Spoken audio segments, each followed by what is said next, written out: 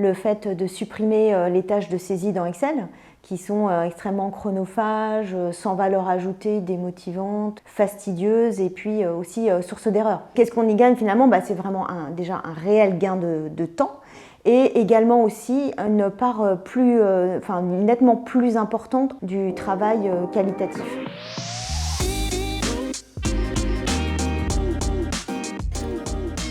Je m'appelle Nathalie Bouquet, j'ai 20 ans d'expérience en contrôle de gestion et aussi sur des fonctions supply chain et informatique au sein de grands groupes et de PME. Il y a 5 ans, j'ai fondé ma structure, Wonkies, et j'interviens en tant que consultante sur des projets qui sont liés au pilotage de la performance, à la conception et la mise en place d'ERP ou d'outils de pilotage en tant qu'AMOA et aussi sur l'optimisation des processus et des organisations.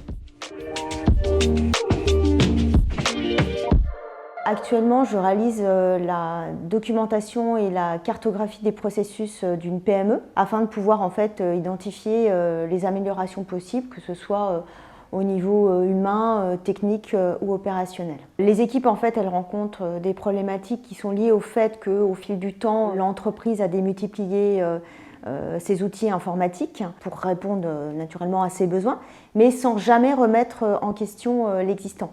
Donc ça complexifie énormément l'organisation des tâches, également ça alourdit le fonctionnement de l'entreprise, ce qui provoque bien évidemment incompréhension et lassitude des équipes et puis surtout le départ des sachants. Le travail qui est réalisé dans Excel est totalement démesuré, mais par contre permet de relier les informations qui proviennent de sources différentes. Donc au sein de cette entreprise, les risques sont multiples et notamment l'absence de référence sur les processus et les applications. C'est également le manque de formalisation des processus, ce qui rend le travail des services vraiment opaque. Ensuite, c'est l'absence ou finalement le peu de backup sur des tâches fondamentales.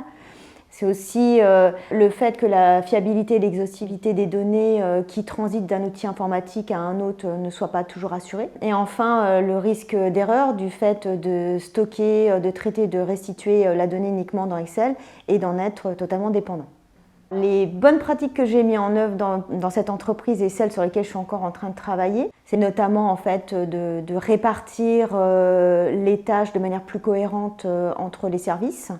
C'est également de définir un administrateur pour chaque outil informatique afin de garantir la fiabilité des données et la cohérence des référentiels, puisque les référentiels, c'est toujours un point qu'on a tendance à oublier. Rédiger les processus et s'assurer de leur mise à jour, ce qui permet notamment de pouvoir s'interroger sur l'organisation existante, mais aussi, et ça c'est intéressant, de faciliter l'intégration de nouveaux collaborateurs. Et puis, dernier point, je dirais aussi que c'est remettre en question l'organisation selon les évolutions de l'entreprise.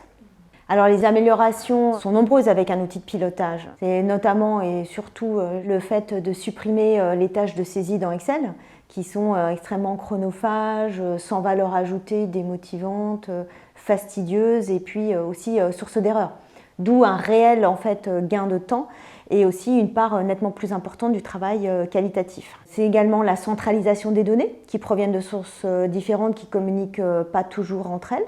Ça va être aussi l'autonomie des équipes dans la gestion des données, puisque certains outils de pilotage permettent d'éviter d'être tributaire du service informatique pour construire des requêtes. Et puis enfin, je dirais que ce soit des services opérationnels ou fonctionnels, le partage des données devient possible et fiable. Et cerise sur le gâteau, je dirais, on évite amplement de sortir 2 chiffres différents pour une même information, ce qui est déjà pas mal. Des pages et des pages de documentation et de cartographie. On m'appelle presque Madame Flèche maintenant dans la boîte. Clap de fin.